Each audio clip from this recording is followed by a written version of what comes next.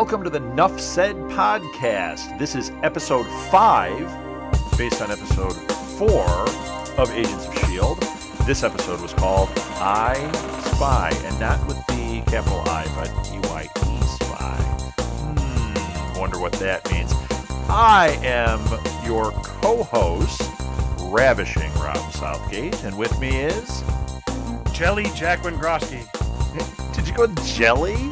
I think I went Jelly. I think I should have gone Jolly, but I couldn't remember if I think you did Jolly before, didn't you? Or did I call you Jolly? I don't remember. I think I was like jumping. I don't think I've been Jolly yet. Well, you're not. You're Jelly now. I'm Jelly Jack Wendrowski. Yeah, Ooh, then I I was love that. jealous. Yeah, I'm Jelly. I already failed at it because I completely forgot what I was going to do. I had a really funny one, funny to me, and then I don't know what I just said, but I'm that. Well, there you go. So there we go. Ravishing Rob Southgate. Ravishing Rob. I hope I haven't used that before. Let's jump in because this was a fun episode. I think there was a lot of stuff to kind of talk out about it. One thing I liked is we started out in Sweden. And I thought that was pretty cool. Now we're getting a little bit more, like each week we're getting kind of this international flavor. Other end of the world now, we're in Sweden. That was pretty cool. And, it is. It makes it like we're not American-centric. This is a global thing. Yeah, absolutely. And I like that we're getting kind of a glimpse into there's other stuff going on aside from S.H.I.E.L.D. and Avengers and Aliens. You know? Right. And I think as we debate out what groups these are, I still think that we don't know what groups we're dealing with yet. I think there's multiple groups. I think you're right. You know, they keep hinting towards Hydra. They keep hinting towards AIM. We just, even, from the beginning to the end of the show, we still don't know which group it was. We know that there's Hydra. We know that there's AIM. We know, that there's another one. Jack. The Centipede project may have nothing to do with it. Right. Well, there's another one that I was doing a little research this week, and I realized, Joss Whedon actually created another group that could be what we're dealing with here, especially the Aquila Amador storyline might tie into this better. But he, in one of the Avengers books, created a group called S1e4. And S1e4 is an offshoot. It's like I wonder how you'd put this. It's an offshoot of S.H.I.E.L.D. They basically deal with they're like a technology-based group. Okay. Whereas S.H.I.E.L.D. is dealing with protection and protecting us from aliens and looking for superheroes, basically. S1e4 is dealing with tech. And the Eye was making me think, wow, I wonder if they're involved here. And in the comics, S1e4 and S.H.I.E.L.D. have kind of pulled apart from each other. They're kind of at odds. And very well, they could be setting us up that, S1e4 is operating in a completely different manner. Maybe it's a rogue agent from S1e4 that was controlling Aquila. Once again, could be Hydra, could be AIM, could be something we don't know about yet. Could just be some master criminal doing it. Right. I didn't think about that possibility. It could be forming a new group altogether. But I'll tell you my impression of the Eye. It kind of reminded me right when they had the Mayan temple and when they pulled that device out and they started mentioning the alien technology, but yet it looked German via Hydra. Yeah, right. And so we have this alien Hydra connection, and it shows up on the chalkboard when he goes in for one of the final missions, and there's that alien kind of calculus pattern on the wall. They've done the research. You mean the one that Ward saw when he went into that room?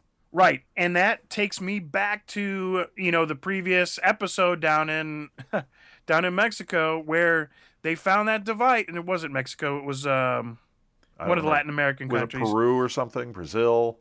Right. And, I'm thinking they're going to milk this Hydra/alien connection here for a bit. I think that's where it's going. Okay. You know what? You could be totally right. I don't know if they're actually setting us up for one big bad group. I think what they're doing is they're laying the groundwork that there's multiple things going on. I but we think may that's be dealing with a Hydra situation here, and maybe a little AIM or something like that. right. And you don't have to limit it, but I think you're right. There is not going to be one major group because after a while you just kind of run out of Yeah, you don't want to run out of storylines, you don't want to run out of enemies. you don't want it And to be Maxwell Smart and Chaos, and that's it. right. And we already have two or three groups, and I think you could be right. He's throwing in a new group, and definitely this alien connection is something new. Yeah, well, and when you look at AIM and Sword are very similar. If you start reading about how the group operates, like what their point is from, because they really are about like science and technology. Even Right. though Shield is using all that stuff, those groups are based on that stuff. And really, technically, AIM is the bad guys and Sword is the good guys, but we don't really know. And I thought it was really telling when uh, Aquila was telling her story to Coulson. She said she thought it was Shield. Even Right. she thought it was, who was part of Shield at that point, or just prior to that. So the fact that they operated the same way, that they seemed the same way, that there was a lot tying in there, that's what made me think, oh, this Sword thing, especially since Sword was created by Joss Whedon, that's a pretty interesting thought right there. Yeah, I mean, if he owns that storyline, I'm sure that that's where he's going I doubt he because, owns it, but I think he created it. well, I mean, like, oh, I'm using that as a descriptive term, but Sure. yeah, I mean, when you create that storyline, I'm saying, he's kind of owned up to that, and then of course, I think he's going to use that. Yeah. Oh, But yeah. I'm sure he's speak, going to at some point. I mean, it's such a great thing. Shord. Oh my gosh, Sword and Shield. You gotta love it. You gotta love the acronyms. Once again, the jargon and everything in this is just awesome. And since he was involved in the creation of that, you know that it's going to be something he's going to want to bring in here at some point. yeah. Now, when the show started, and they showed the guys with the suitcases and the red Oh, the masks. red masks were awesome. They were, but didn't you think those were the AIM or Hydra guys? Yes, that's what I I, was thinking, but we found out they're not. right, they were actually soldiers. I mean, it's like a typical like this. This is going to confuse the enemy. Right. Now, basically, you've singled out a group easy to find. But it just reminded me of the identity-less enemies. Well, you know what it reminded me of immediately, and before we found out that they were part of this, I thought it was a group like Anonymous. You know how they wear the Guy Fawkes masks? Right. And I was thinking, oh, is this like in this world of Shield? Is this Anonymous? But it's not. But you know what? Now that has been introduced, that could very well pop up. Somebody Yeah. could come in with those masks. They could say, oh, it's they're doing this as a decoy. And then all of a sudden, wait a minute. No, these are guys that are really messing things up. Right. And see, now that totally flip-flopped me because I thought the girl was somebody from Shield and she was tracking them, Who? just What waiting. girl? Aquila? Aquila. Yeah. In the very beginning, I thought the same thing. I thought she was part of Shield, and that she was following them, and that she was there to take things out. And I even thought that most of the way through, to a point, even when Coulson, when they were going after her and they were saying she's a rogue agent, I thought it was going to come out that no, she is part of Nick Fury's group. He just hasn't revealed it to this group. But I don't Well, think that I was the thought, case now that we've seen this.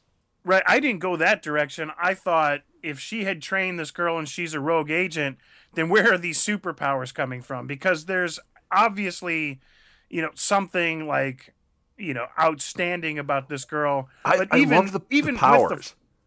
huh? I said I loved the powers. Did you like the powers?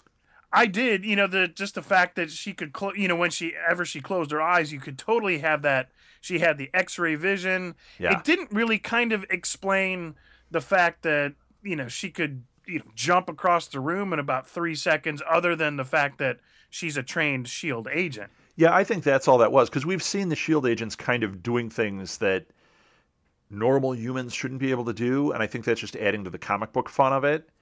but she's Right. still human. The only thing implanted there that we know of was this eye. And those powers were really cool. Now that could be leading to a situation like Cable, where it's like cyborgs and they have enhancements. So that could be kind of the first step towards that, and that might be what we're seeing is something Of course. tied into Cable and that whole storyline. Right. And it may not be far off when when we shoot back to the end of the episode. Again, they're talking this whole Coulson disconnect, where Aquila is saying, "What did you do to Coulson?" Yeah, what's different about him? And even May was just like, "What do you mean?" But, she knows something's up, so she can't be that. But seriously, what did you do to Coulson? Well, May is the only one of that team that actually has history with Coulson. So Right. that's why she can identify it. And, maybe part of her motivation for I'm part of this team, because at first she was resistant. Maybe it's she wants to keep Coulson close by to see what's going on. That could be, or to protect him, Right, or to protect him. That's a good thought, too. Right. But she knows, everybody knows something's up. Of course, it was nice not to have a episode without the, Tahiti. Yes, it is paradise. Yeah. That was getting a little, Well, yeah, they don't need to beat that one into the ground. I like that they just made a reference to what's up with him. That's giving us longer term things to talk about and think about, right. So I thought that was really cool. I also liked, and see, this is a trend. You see this in a lot of shows where they start using, the stuff that we use now, all the social media stuff. And a lot of times it feels a little bit forced. Here, I totally buy that Sky would be using Instagram. Hey, look, we can find things out by using Instagram. Hey, look, I can tweet this out and get information. I thought it's done very organically. I thought it was really cool how they did that, like when she Instagrammed the red-faced guys. Right. She did a little search and bam, there it was. They could see this firsthand. And Coulson said this social media is making S.H.I.E.L.D.'s job a lot easier. Right, because everybody's surveilling themselves now. Right. There is no privacy. Everybody's videotaping everybody used to be like, "Oh, the cameras are watching Big Brother." It's not Big Brother anymore. It's every brother. Right. Every brother. Now, okay, here's something that stuck out to me like a sore thumb. How's that for an old term? Why is it that all this stuff is happening? For example, Thor and Iron Man and Hulk, yet they can't believe that ESP is real. Well, where did you get that from? Because they said it. Oh, they kept saying ESP isn't proven. It can't be ESP because they were thinking at first that maybe she had this ability and it was ESP, and then they kept saying it. And I thought, yeah, but if she has been exposed to gamma or the Tesseract or whatever, why wouldn't it be acceptable that that be an option? They seem to shut it down really fast. I would rather have seen maybe just one line from Coulson saying, it's not proven up to this point, but going forward, anything is possible. Right. I mean, you have all this technology, all these superpowers, and you can't tell me that there's not a possibility. Of and ESP, right. When it came to the truth serum, they weren't even, they left that up in the air. Why not leave the ESP? I think you're right. I think there's a little, that was a little error on their part, but maybe it was just to kind of keep him on track. But yeah, that could have been left open. Yeah. Well, once again, is it an error or is it part of the whole scheme? I mean, there is a real strong possibility that things like that, they are saying them, they're putting them out there, and then they're going to let it go, and then eventually it's going to come back, and we're going to go, oh, they don't believe in ESP, but this character is operating with ESP this whole time, and that's why this is this. There's a possibility, if they've got a long-term vision of this, that all of these little puzzle pieces are adding up to something. Right. Well, back to the eyeball. They were talking about how that is back to the eyeball. Back to the eyeball. Talking about leading up to something. They were saying that was 10 years ahead of the current technology. Right. Like with all the things that S.H.I.E.L.D. has, they were still about 10 years away from this. So we're leading up to. So once again, if S.W.O.R.D. had done it, since they're a technology-based thing, maybe AIM is a very likely one to have that type of technology. It is, and there is that historical disconnect where, they believe, yeah, anything goes sometimes. That the mission is, or not aim. What's the sprouted up sword? Yeah, sword. That yeah, that their technology, they're not afraid to use it in more covert and aggressive ways. Right, right. Yeah, I do like that we've got these questions. I like that things aren't getting just laid out there and like, okay, this is it, and here's your bad guy, and this is what we're going to deal with this season. We still really don't know. All we know is they're kind of encountering some superhumans, and there's some interesting things going on in this world of Shield, but we don't have an overarching story to this. And I know from knowing what Joss Whedon has done with other shows in the past, from knowing his work, and knowing how Marvel has done this. I mean, think about it. They did it with movies. They have an overarching story that they are leading us to. Right. Why wouldn't they be doing that with the TV show? Right. Of course they are. And of course we're 3 episodes in or 4 episodes in. We haven't seen what that is yet. When you think about a show, like I was actually thinking about this the other day, after, coming down from Breaking Bad and everything. If you start looking at like even Breaking Bad and you look at the seasons, and they're short seasons, the first 6, 7 episodes of a season may not be the crux of what's actually happening. You get some good story stuff, you get, little hints as to what's going on, and then all of a sudden he's working for Fring, and you go, oh, this is about him and Fring and the confrontation that is inevitable. Right. And it could be that, but I'm going to hold on to the fact that so far in these episodes, we have the Centipede on project, which is alien technology. Right. The Incan device, which was alien technology. Right. And we've got the stuff on the blackboard, and possibly the mechanism in the eyeball itself, alien technology. Yeah. I think that's the thread right now. Not that it won't change. Well, I think you're right. I think the thread is in there. I just don't know if they're all adding up to the same thing. I have a feeling that we're going to end this season, something is going to be resolved. At least we're going to know what we're dealing with in a lot of ways. But I think there's going to be a significant amount of that we still don't know. And there's enough enemies and superheroes that we don't have to kind of limit it to that. Right. We won't be limited to that as a viewer. There, about the time we're done, we haven't had a superhero here in this episode, and the last one really kind of created a superhero. Bad guy, supervillain. Right, a supervillain, and so it's really been a couple episodes since since Shield has really dealt with a villain or some sort of superhero. Yeah, true. Now, okay.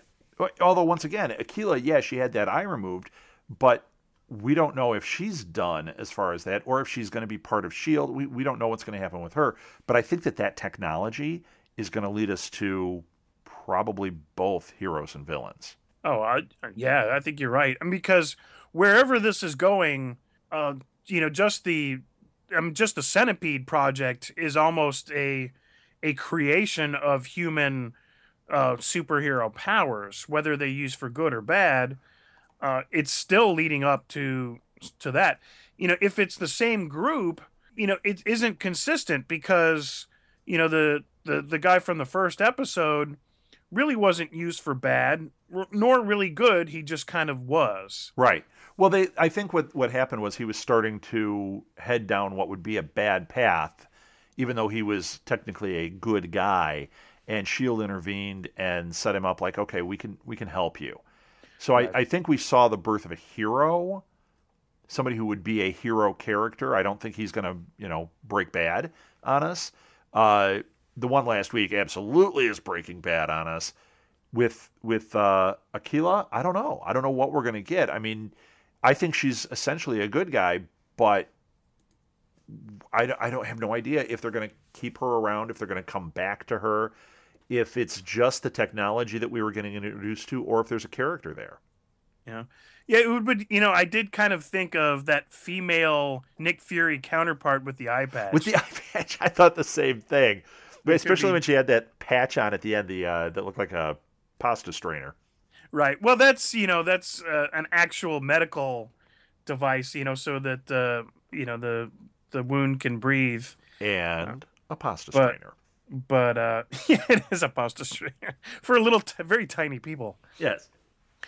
So, how did you like the failsafe? They finally get the handler at the end, and didn't even stop to think that this guy's in the same boat. Oh, now I was shocked by that. And usually, I'm one of these guys like I because I think about this stuff so much. I usually am going, okay, there's a potential that this guy is going to be this or whatever. I didn't put that together at all. When his eye rolled up, I went, oh, like wow, they got that one by me. How about you? Did you see it coming? I didn't see it coming. I thought, okay, he's starting to set up a little into the group, and we're gonna get. Oh, nope.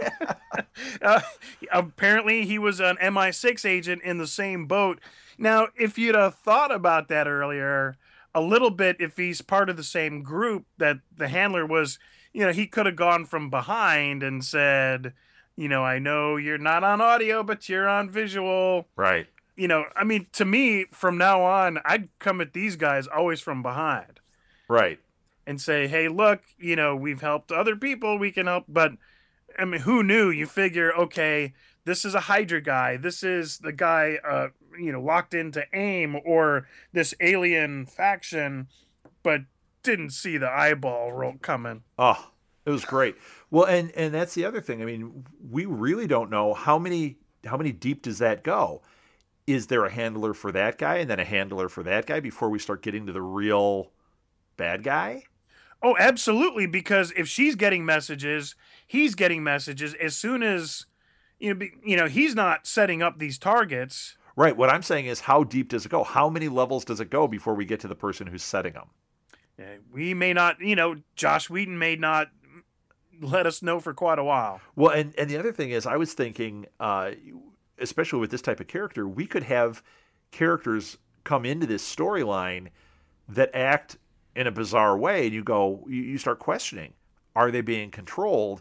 And you don't really know. Like, they're going to have to keep monitoring people to see, is there a control device of some sort here? Right. So, I mean, it puts a lot of questions there for the Shield people. Yeah. But, they're going to have to keep track of this stuff, like, because now they have so many of these, like, little unanswered questions and little branches of the tree coming out that at some point they're going to have to start answering these things. Yeah. Well, like I said, we're only 4 episodes in. We got a long ride. We got 20 more episodes, I believe, to this season, and they're certainly not going to flip over all the cards. No, and I wouldn't want them to. So many of the new shows flip cards and kill off main characters in that first season. It's like, dude, you have to develop the storyline Right. before you start making those changes. They just decided this is what people like, and I don't think that's true. Well, and Marvel, once again, they've done a great job with this with their movies. They take their time. They're before the show was happening, there'd be a movie, and then months later there'd be another movie, and they'd put a little hint in it, and then there'd be another movie, a little hint, all leading to one thing. Here, they can take their time each week and go, here's a little something, here's a little something, here's a little something. We're going to take 5 years before we resolve some of this. Yeah, that would be fun. I Yeah, have to say, I'm in with that. well, if you look at the original comic, and when it took almost to the very end of the series before they really caught up with Hydra and got to the Supreme Commander, and it was actually his daughter that helped Nick Fury take him out. And then all of a sudden there was a next episode where this Latino guy kind of takes over. He takes the helm. And in fact, all of Hydra doesn't even believe that the Supreme leader was the guy that it was without his costume and his voice and Right. all that. So I think they wound up killing the Supreme Commander, but Okay, so no, But it's Hydra's Hydra. not One head dead. goes off, another one comes. Right. Somebody decided to take the mantle and it starts all over again. So even if we do, find out some of this stuff, they derail, the system lives on. Right. It could be, like you say, this could be to the end of the whole series before, they even resolve Hydra if they Well, want let's to. let's face it. It's comic books that we're working with here.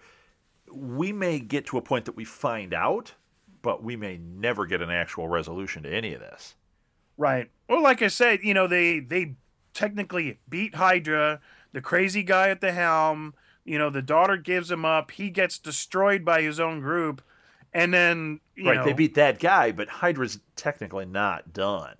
right. And one issue later, it's back Here to it step is. one. Right, right.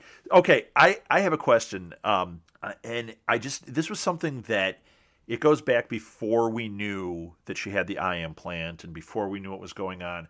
I started getting really excited because I thought they were introducing an idea from another storyline. When she had those heightened senses, when she'd close her eyes, it seemed like she could hear better, she could see better, with her eyes closed. I started thinking of Daredevil. Oh yeah.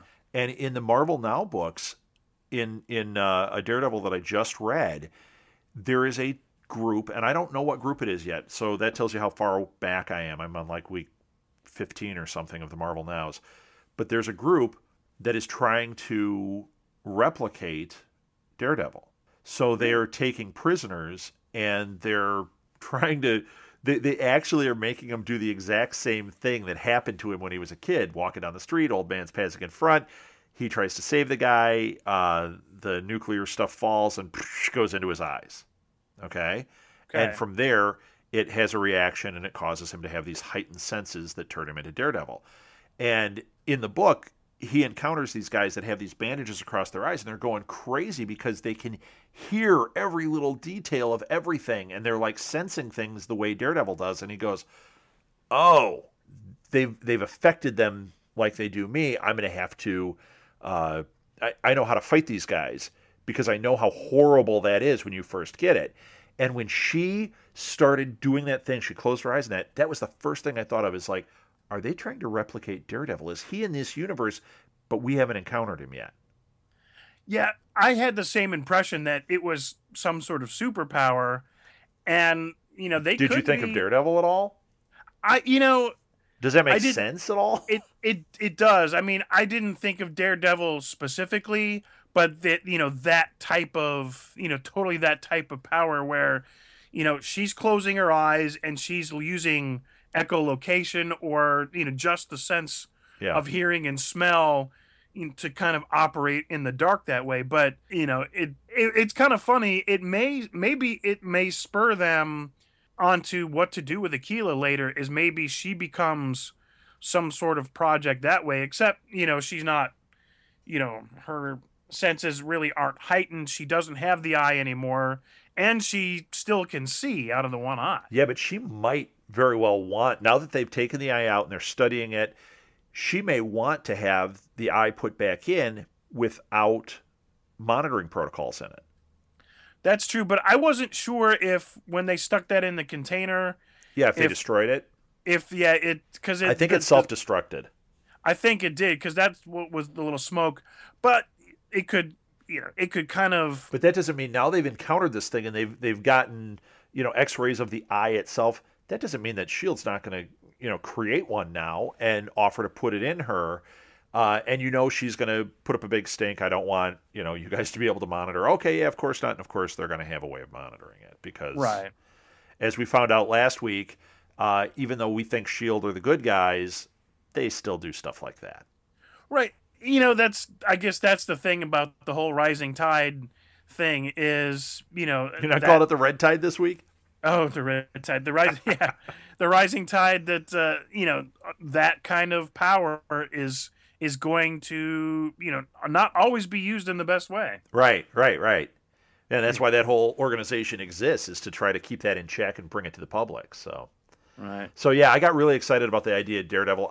I know that Disney owns Daredevil. There's no way they're going to just blow it by putting Daredevil on Shield and let it go at that. They're gonna make a movie out of Daredevil. There is a great film to be made out of Daredevil, but And we I could don't. see that type of thing introduced here, leading us to it. Yeah, it would be kind of fun to hear from the horse's mouth what they're going to do, because I don't know that this may generally relate to any of the movie things. If you have a character that pops in or pops out, Oh, I um, think it will. I, you I know, think it will. I think that it's going to relate in ways that are a little unexpected. I think they'll be, they are separate entities. right, because here's what I think, because I think that the TV series and the movies are going to be separate entities. Not that they can't interact with each other, but in the end, market-wise, I don't think will affect each other unless, maybe they want to promote a certain character, like let's See, say there's a new Thor movie coming out. yeah, yeah. Thor makes a little appearance. Well, I think that it might be a little more subtle than that. Like, we've got a Thor movie about to drop, and I don't think we're going to see Thor make an appearance in here. But we may have things like dialogue that refers to what happened, because they've referred to the events of Avengers like crazy. Right. Well, So it's I also think they based could. off, it's really, stepped off of the movie, so that's not a surprise. Right, but I think that since the movies tie into each other, I think like after the Dark World comes out, there may be reference to, oh, the incident that happened in Washington or the incident here. Not that we're going to see anything, but they'll make a reference to it. Right. And character like Daredevil, they may make a reference to that character being out there. We may even see something with that character. It comes, it goes, and we go, whoa, was that Daredevil? And then nothing until a movie comes out. Right. So I And do think they're going to be integrated, but I don't think they're going to be directly. I don't think we're going to have, you've got to watch the series to lead up to this, and boom, here's the movie, and you can't really pay attention to the movie without knowing what happened in the TV show. I don't think it's going to do that at all. oh no, that would be a totally different scenario altogether, where the TV and the movies interact, and then you would have a problem with the rights, but I don't think there's going to be a major, it's Marvel. They own the characters. Fox owns some movie rights. If they want to bring somebody in, I don't think there's going to be a problem. Question is, they really haven't up to this point. Are they going to say, look, this isn't about Marvel Comics. This is about Agents of S.H.I.E.L.D. And they will kind of deal with those things only in reference. Sure. But Now, as a business standpoint, I don't think it's going to affect whether, if they want to bring in, they're Marvel. If they want to bring in Daredevil, they can bring in Daredevil. There's TV rights, there's movie rights. sure. I don't, at I this just don't think point, they're going to blow the interest by putting them on TV when they know they've got a viable property for a film. I think they may use a little bit. Just like we've said, Iron Man could come flying through. It'll be exciting. It'll be like, oh, it's Iron Man. But they're not going to do a whole Iron Man storyline. We're not going to see the demon in the bottle played out on Agents of S.H.I.E.L.D. It's just not going to happen. no, no, no, no. And you're really not going to have time for that on a short episode. Right. But I don't think there's, for the two things, it was, I don't think that there's a big conflict of interest. But even if there was, I think that they're just going to do little cameos and things through reference. Sure. Sure. But So I don't. as long as we're on this topic, I wanted to bring up something on our Facebook page. One of our listeners, Jonathan Bell, posted a thing because we were talking about who owns the rights and how's it going to work. He posted a thing on our website or on our Facebook page from Digital Spy, which is a website out of the UK. Uh-huh. And basically, in this, it's saying that the X-Men characters are never going to appear on Agents of S.H.I.E.L.D. They are just not even going to mess with this. They don't want to have any type of crossover there because they are two separate entities. Now, I also was reading about this elsewhere, and it wasn't laid out there quite like that, but it was giving some speculation that for Marvel, they're saying that in the next phase, I think maybe it's phase 2, but it might be no. This is phase 2, phase 3, or into phase 4. They're planning on doing an Inhumans movie. Now that's not official, but that's kind of where it seems to be leading. Now the Inhumans can be an answer to X-Men, But it says here Oh, that on this digital spy, they will not use the word mutant. It's not even going to be referred to that way. They're trying to keep this completely separate because they don't own it. They can't use it. You're not going to have Wolverine popping up. Once again, I'm really interested to see how they're going to do this whole thing with the Scarlet Witch and Quicksilver because their dad is Magneto. But maybe they'll just ignore that. Maybe that part of the storyline won't play into this. But with this Inhumans thing, the Inhumans are basically mutants. They're just called Inhumans. So they could introduce all that cool mutant stuff, create new characters, use characters they already have, lots of that stuff. And Disney owns that.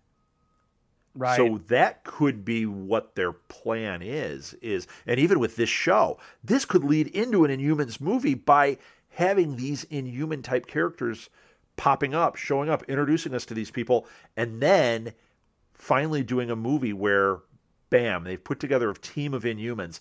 They are not working with S.H.I.E.L.D. They are a separate entity, because the Avengers work with S.H.I.E.L.D. This group doesn't work with S.H.I.E.L.D. They're their own thing, but they're out there in the world now. So that could be Right. what we're going to see. Oh, God, I hope that's what we're going to see. That sounds awesome. It does sound awesome. They could do that. On the other hand, you do have enough interaction with Agents of S.H.I.E.L.D. with the Fantastic Four and the Avengers that they may just not need to go that direction. Now, Fantastic Four, we're not going to see either. Really? Fantastic Four, no, they are owned by the same company that owns X-Men. Okay, so So yeah, they're I going to guess keep if away from they- that whole thing, which is interesting because, with the X-Men thing, they've got all these X-Men movies, and they're about to relaunch the Fantastic Four movies. They could really be doing the same thing from that studio that they are doing with the Disney stuff. So we could have an entire world of these mutants and the space stuff from Fantastic Four. All that could start building into its own thing. Very easily, we could have just as much activity in that universe as we do this. They're all Marvel, but we just don't see them crossing over. Right. So that could happen.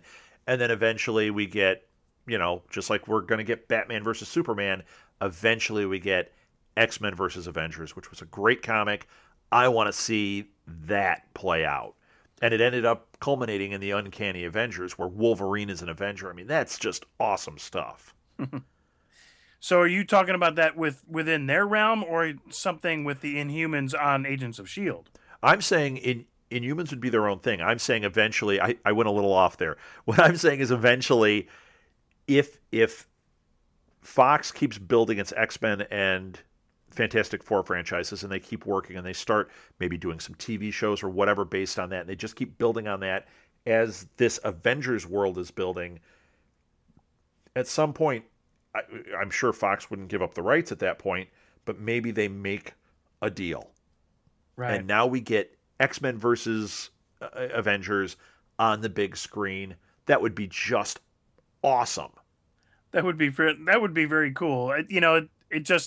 It would kind of bring new life to that whole series. Oh, that would be crazy good. Although this new X-Men movie is going to be crazy good. The one, Days of Future Past, I can't wait for it. Oh, yeah. It's going to be great. But I have to wait because first we got Thor. Now, have you seen they're doing, I don't know if they're doing it right where you live. You might want to go to the website for the movie theaters near you, but they're doing a Thor marathon the day that Dark World comes out. Really? So that Thursday, I forget what it is, like November 7th, they're going to show Thor, the Avengers, and then Thor 2 back to back to back in 3D. And they're only doing it at, like 100 theaters or something. Yeah, I'll have to check and see if they're doing that around my area here. Oh, yeah, I'm booked already. I already have it on the calendar. I told my wife, Martha, I'm like, I don't care what we got going that day. I got nothing. I'm going to see Thor. I'll be gone for 6 hours. Bye. Yeah, I'm going to be gone for a long time, and my butt's going to be Thor by the time I get back. Oh, thanks for that. Yeah, it's funny because she really doesn't have any interest in this stuff. Molly, my daughter, loves it, but she's 6. I'm not going to take her to some marathon, to go see all the Thor stuff. So I'm trying to find somebody to go with me. Any listeners out there that live in Chicagoland area, this might be your chance to hang out with a Nuff Said podcaster. Put it on Facebook if you want to go, because I'm going. It's a really Thor subject with my wife. Oh. Yeah. She puts down the hammer, huh? I just wanted to say Thor subject. Yeah, I know. Now that you've gotten over your lisp, it's so much fun to play with it, isn't it? That's right. I don't know when I ever got over it, but Yeah, right. So I got a question, another question. When they were showing Coulson's stuff, I think it was Aquila made a reference to like you like to keep your old stuff and you've got this new thing. well, that's not Aquila. That was Sky. That was Sky. Are you getting any clues from the old stuff? Is there anything that's popping out to you? Because I don't know what I'm looking at, but I don't know if there's something that we're going to go, oh, that's so and so's helmet, or that's, this. I think there's stuff there. I just don't know what it is. Well, yeah, it wouldn't be important if they didn't show it. That might be a thing to go back and kind of look there, because here's one of the things when Aquila said, when he was going through and profiling her handler, and having not seen him, he built this entire description of the guy without ever seeing him, just from her description of his data. And she says, I forgot how good you are. Right. And so I don't think Coulson was ever a field agent. I think Coulson was a top level analyst, and the kind of guy that you send in, to profile missions and to put the logistics together, like he put together the Avengers, and of course through his death kind of solidified them at the end. And so it leaves a lot of unanswered questions there. Why does an analyst suddenly lead a field a team in the field? Right. He can't put the gun together, or has trouble, the whole muscle memory thing that he doesn't have anymore. And looking at the old, yeah, I see that you like to collect old things. It's like he's trying to grasp memories. I don't know that I Yeah, really. it's kind of like it reminded me of like when Kirk on in the Star Trek movie had all the old stuff, the old glasses, the old book, and I was like, are they kind of setting up Coulson that he's reminiscing on this old stuff? In Kirk's case, it was because he was, trying himself back to that. For Coulson, is it that he's trying to, like, he likes it, he remembers it, but maybe he doesn't quite know what his connection is to it? I don't know. Yeah, that could be a good question. Is will there ever be an answer? Why does he have that? And if he comes up with, I don't know, I just like old things. It's like, well, Yeah, that's there's probably more to it than that, right? right. It's like, okay, but we won't, we may not find out for quite a while.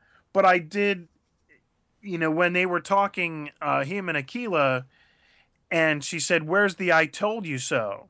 And he said, "That's not me anymore." Yeah. So even he knows.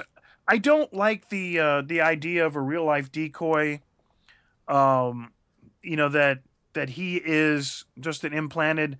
I just don't think you could have somebody like that leading a team. Right, but once again, if the speculation is right and he's the Vision, that makes sense. Now, He's why a would higher level than we have encountered in any way. The only person who's going to know that is Nick Fury. right? And Well, he put him that's in true. charge because he knows he's capable. He's still Coulson, but now maybe we've removed fear from him, or we've removed whatever. He's a loyal, solid guy, but now he's got skills. Well, but that doesn't explain the loss of muscle memory, the speech twerks about. Yeah, but maybe those are byproducts. Maybe those are things they're finding out as they go along here. That's And true, maybe that's why they had him get Ward in there, because Ward is, super agent. And it's like, okay, we've got fail safes all around here in case this goes south. We've got really solid people that can handle this. Maybe May is in on all that, and we don't really know. I don't think. Well, she's in on some sort of the knowledge because she, plays like she didn't know what happened to Coulson, but yet she She knows knows that something. I she think knows she's placed there by Tahiti isn't a Fury. magical place. Yeah, I think she was placed there by Fury and plays this role of, nope, I don't want to do it. Nope, don't want to do it. But I think it was already set up before that first episode. she knew that Coulson was coming to her, and she had to play coy, like I don't want to do this, but she wanted to do that to build a relationship to get closer. I really think that. Now, did you see? Let's skip ahead. I've got two more things I really want to bring up here on this podcast. One is the preview for next week. Oh yeah, that. So we've got a guy getting injected with something, and it gives him the ability at fire. Once again, this might be the first inkling of Inhumans that we're going to get, because they can't call it mutants, but they're making a mutant. That would be an Inhuman. But then that's the difference between the real mutants. That mutants were born. Most of them weren't created. Jack. Wolverine wasn't born that way. Right, because Hulk is a mutant, but he was created. Right. But I guess I'm thinking more of like the school, like as the younger kids. Right. Some of them are born that way, and some of them have been altered that way. With Inhumans, it would be they get exposed to radiation and they become a mutant, but they're not called a mutant. They're called an Inhuman. Or so like this could be the first step in that. Like purposely injected.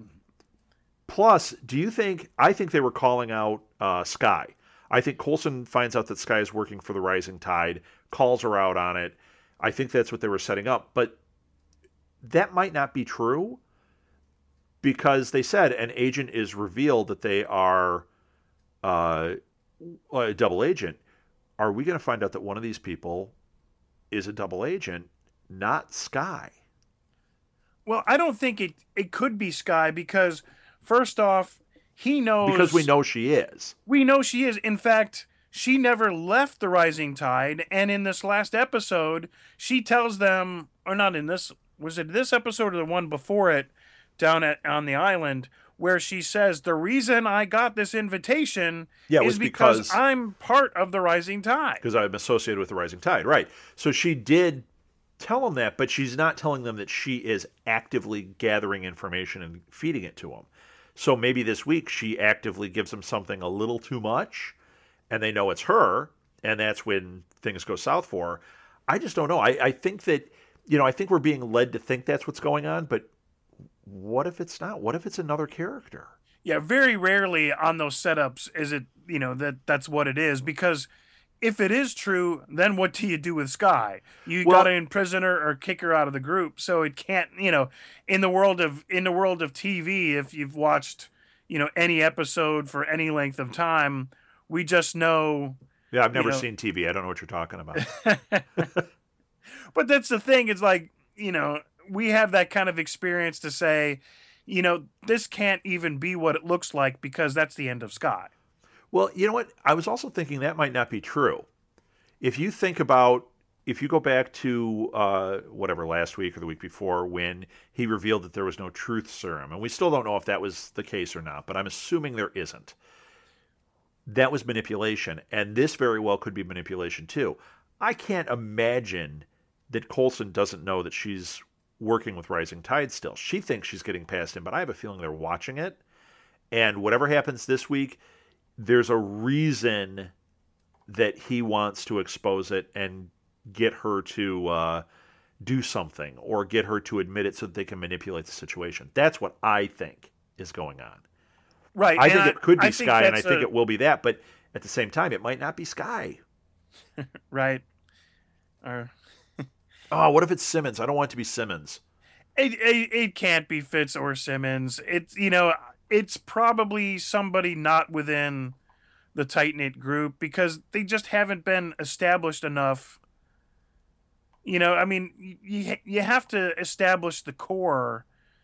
And, there's so many characters. If you look on the IMDb and the characters in the show, you've already got a good secondary set of characters that they can...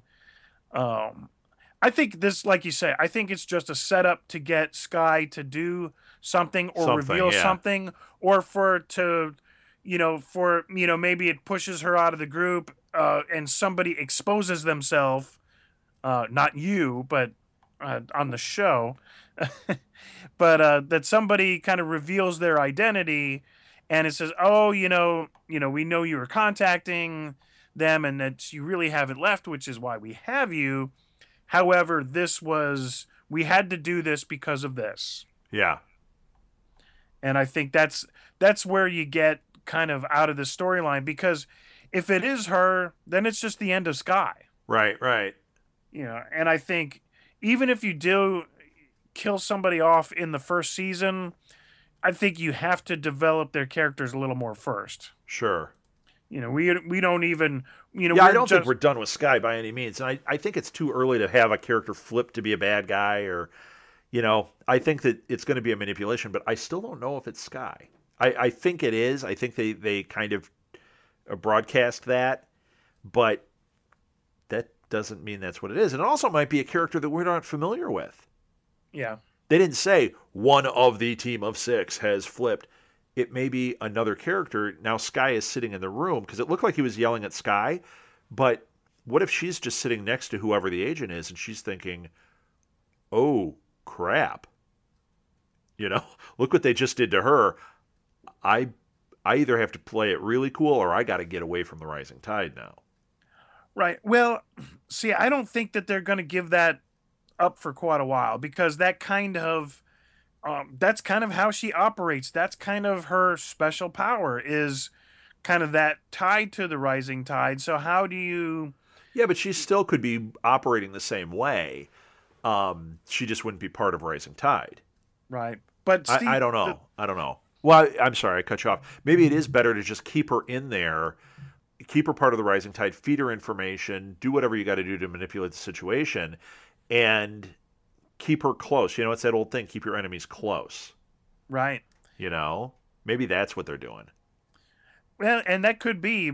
I think, that group really represents everything that she stands for.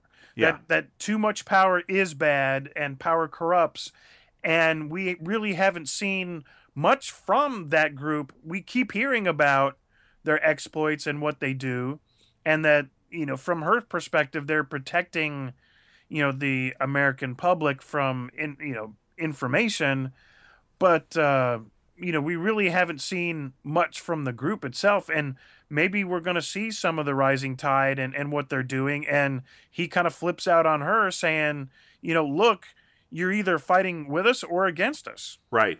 Right. Yeah. Yeah. It's going to be interesting to see how that plays out. And I really can't wait to see what happens with this mutant guy.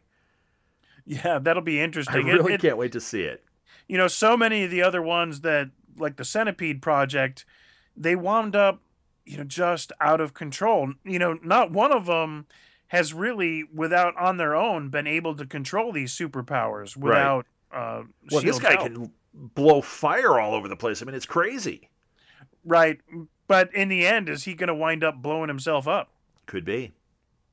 Yeah. Could be. I can't wait to see how that's going to play out. I think it's really interesting the direction they're going with this. So, hey, another thing I wanted to bring up, news broke this week. I saw it on joeblow.com. I might have even seen it on Ain't It Cool. But Marvel it says that they're doubling down on their superhero TV projects.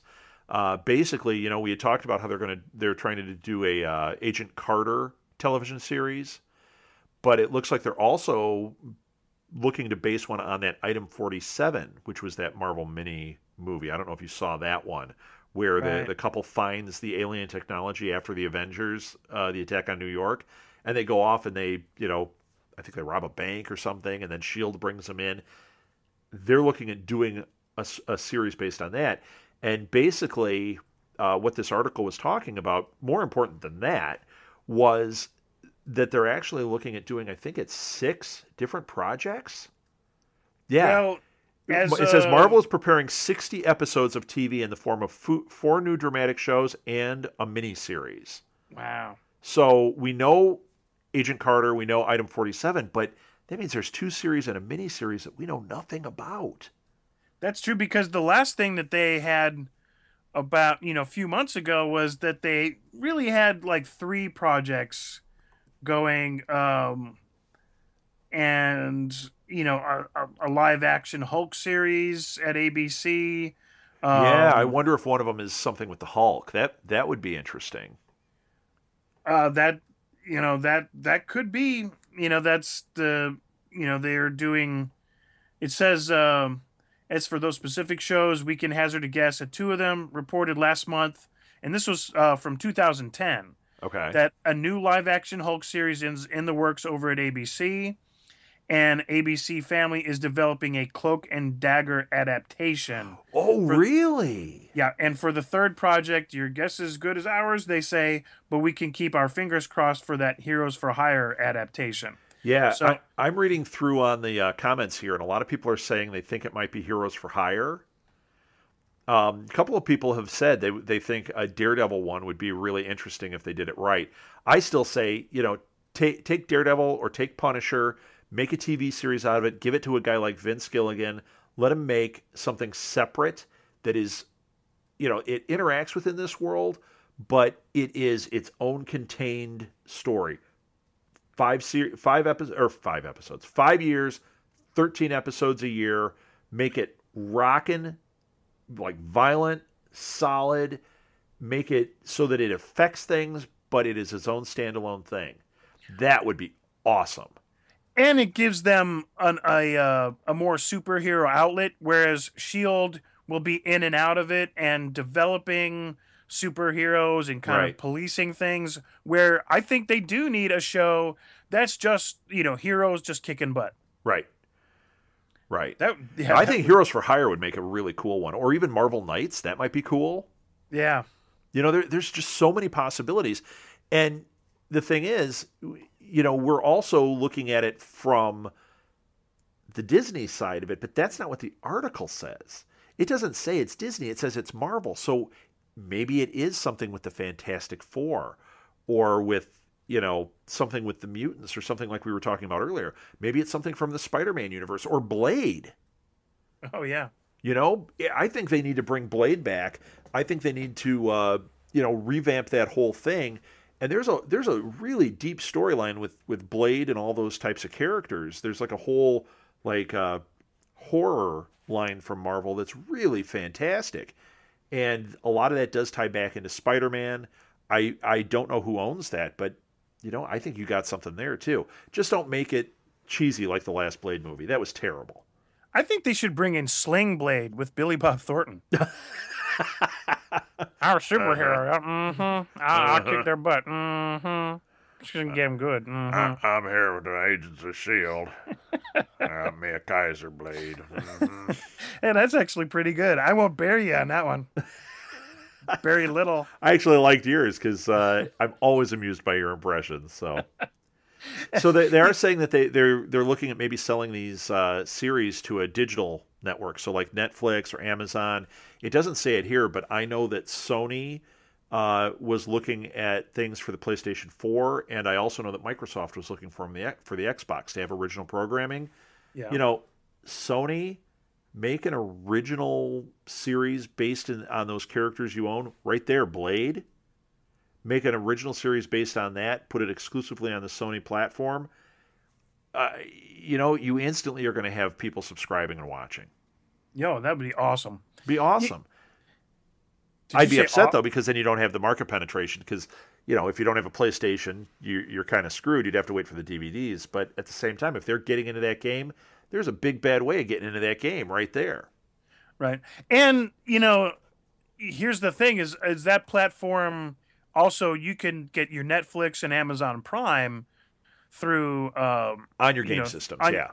Right, on your PS3 or actually they have a PS4 coming out now. Yeah. And so that doesn't even, they may not even, they kind of go with the game and tie in something with Netflix or Amazon. Yeah, so it'll be interesting. I mean, there's a lot of different options. When you start reading the comments about it, people are like, "Oh, it's overload. Oh, it's too much of this, too much of that." Yeah, but if you make these distinctly different properties, it's not overload at all.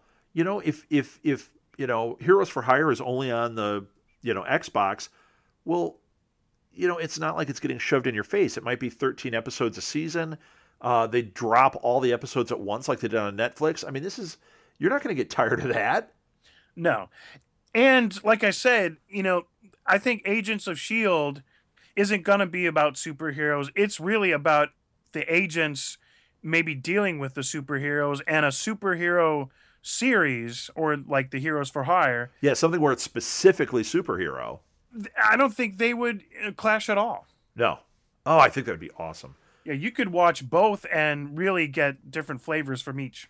Well, I know one place that we'll be talking it out is right here, because this is not just an Agents of S.H.I.E.L.D. podcast. This is about all things Marvel. So we'll have plenty to talk about for years to come, I have a feeling. Oh yeah, and it looks like expanding. I mean, imagine we're really dealing with one show, and all of a sudden we'll all be talking about 6. Yeah. Oh, Yeah, we're gonna have to have a full-time job doing this. I know. Somebody pay us. We're gonna need. You can need to get send paid your to do checks this. to Rob Southgate and Jack Wengroski. Right. Yeah, don't buy us a pizza. You can buy Jack one, but don't buy me one. I'm gluten intolerant, so it's better off to just give us a nice big fat paycheck. Thank you, Disney and Marvel. That's right. Yeah, Gluten we'll intolerant. That's one of my favorite bands. Yeah, they're all bloated.